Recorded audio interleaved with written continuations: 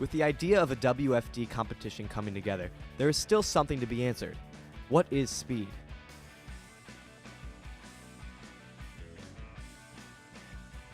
First of all, speed doesn't exist. Speed is it's a derivative. Speed is a result of technique. So a bullet just doesn't suddenly speed through the air. It has to be mechanically and technically propelled by some means. So everyone gets hung up on the art form versus speed, and they miss the fact that all what we do, all the drummometer does, and all WFD, the game, is going to do, is going to gauge your technique. The common person, or most people in the marketplace, don't know where WFD is from. Most people think it's from the West Coast, like LA.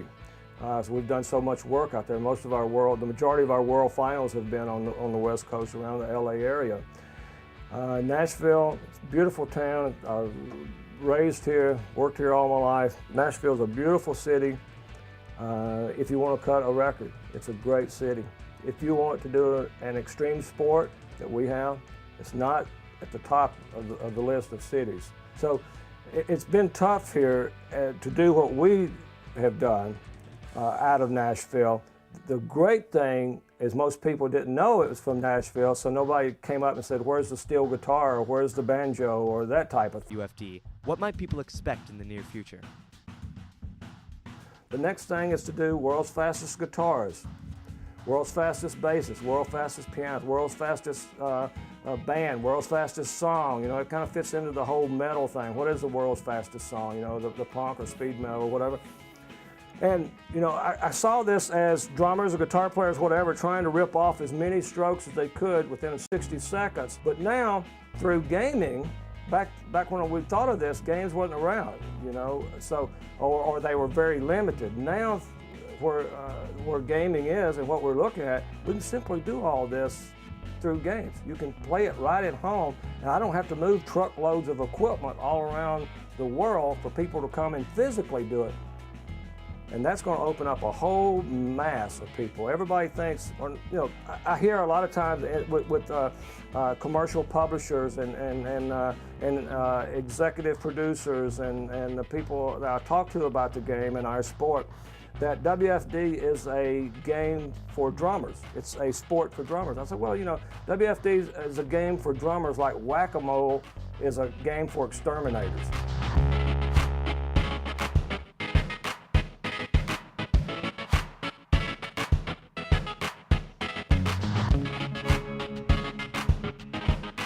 Before the games even come out, I've mentioned it to young gamers.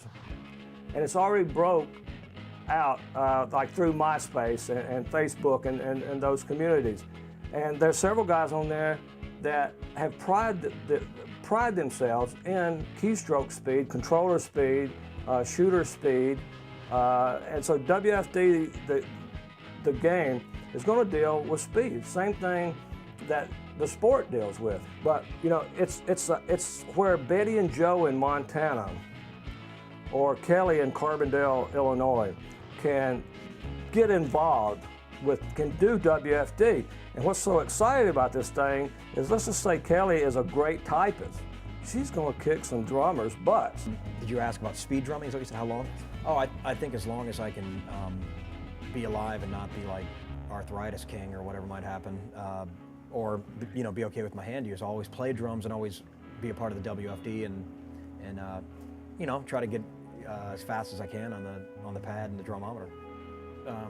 WFD started again with Boo and an idea of making the drummometer, and from a quote from, you know, Buddy Rich, how do you know you're that fast? What machine did you use at some, you know, at a show he saw, and he went, wow, that'd be cool if you could have a machine that made that happen or calculated it, and he invented it.